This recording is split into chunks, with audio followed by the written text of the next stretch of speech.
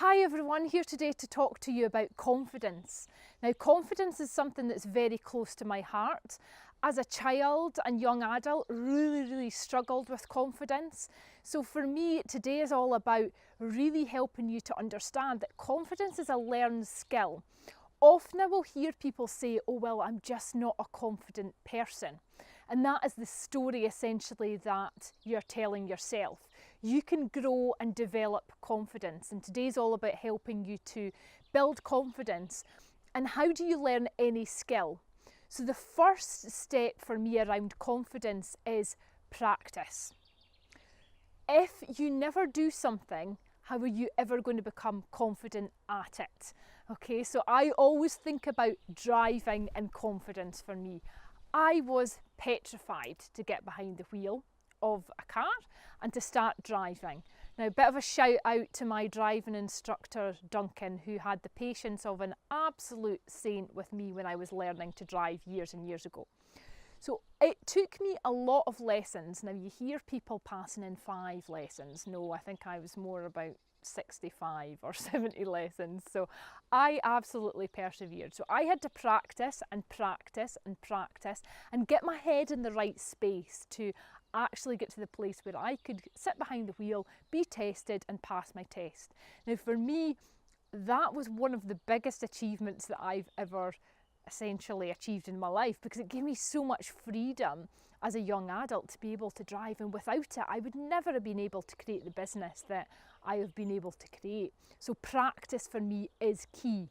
They say to be expert in any area that you need to do something for 10,000 hours, okay? So don't expect to become confident in something after doing it for a week. Repetition is key. Doing things daily is really key. So practice is the first part of confidence.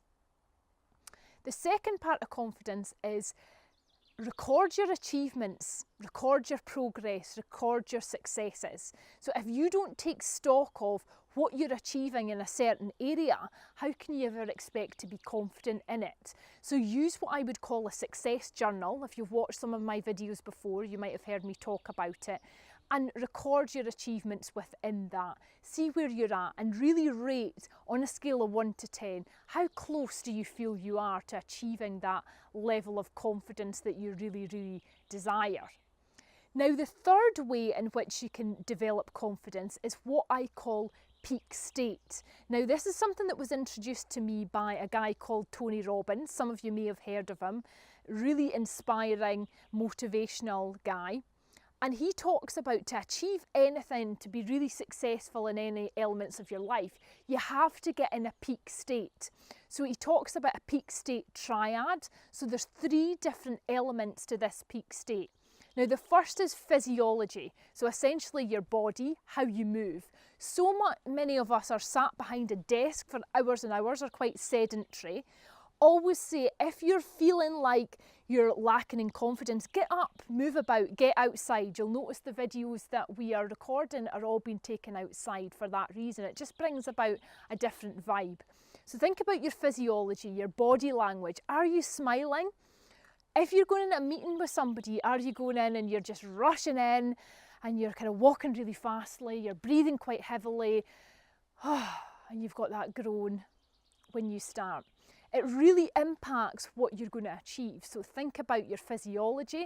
A really simple way to change your physiology, change your state, is to move around, is to exercise. Now, I'm a huge believer in exercise and the power of that when it connects to your mind. I'm going to do a video later on about kind of your physical well-being. But think about, are you regularly exercising? I recommend that you exercise 5 times a week for a minimum of 30 minutes each time. Build that momentum, and it really does impact your overall confidence. If you're moving, if you're getting those endorphins going, then you're much more likely to try new things and be more confident as well. A really simple way to also think about peak state in your physiology is your breathing. Now, so many of us breathe in what's called a vertical way. So when we breathe in, we're okay, so we're lifting our shoulders up, lifting our neck up, and it's doing all the work. But actually, where we should be breathing is we should be breathing around. So think about breathing in a horizontal way. So when you breathe in,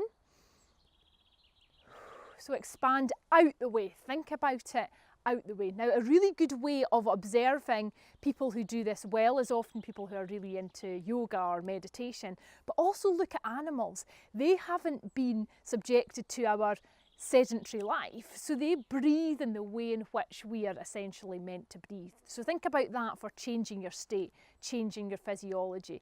All of these things I've talked about are free. They don't cost any money, but yet they can really change how you see yourself and your confidence levels.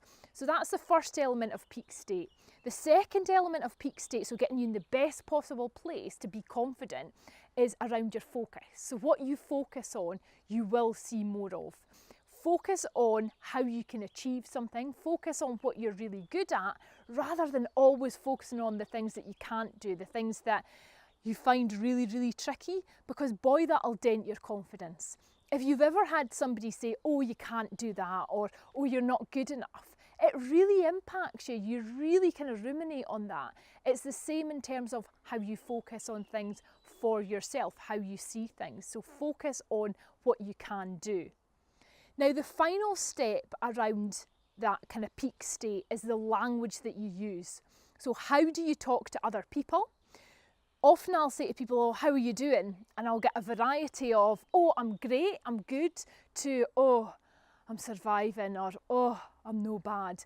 That really impacts on the conversation that you will have. So think about the language that you're using with others, but also think about the language that you talk to yourself with. So I watched a clip on YouTube, and it was about a lady who was on a date with a guy, and it was a blind date. She just met him and he said, right, I'm going to nip to the toilet. He didn't come back. So she was gutted. She'd been kind of stood up, jilted. He left. Now she called her friend. And when on the call to her friend was saying, well, I'm not really surprised because you don't have any luck with men and you're pretty ugly and boring to be around. And the video stopped there. It cut. And it turned to the lady and it said that wasn't her friend. That was how she was talking to herself. So we wouldn't talk to a friend the way we often talk to ourselves. We kind of beat ourselves up.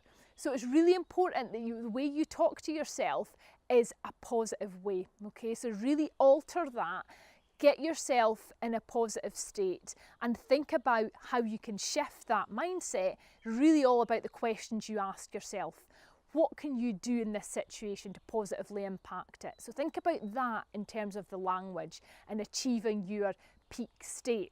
So I'm going to give you a little demonstration of something that I do that's really, really quick to get in peak state, and it's all about physiology. So I need you to get up. If you're sitting down, I need you to join me here, and we're going to do 10 jumping jacks, or what I would call 10 star jumps, okay? So I want you to just join me for this and see how you feel afterwards, okay? So 1, 2, 3, 4, 5, 6, 7, 8, 9, 10. Woo! How do you feel?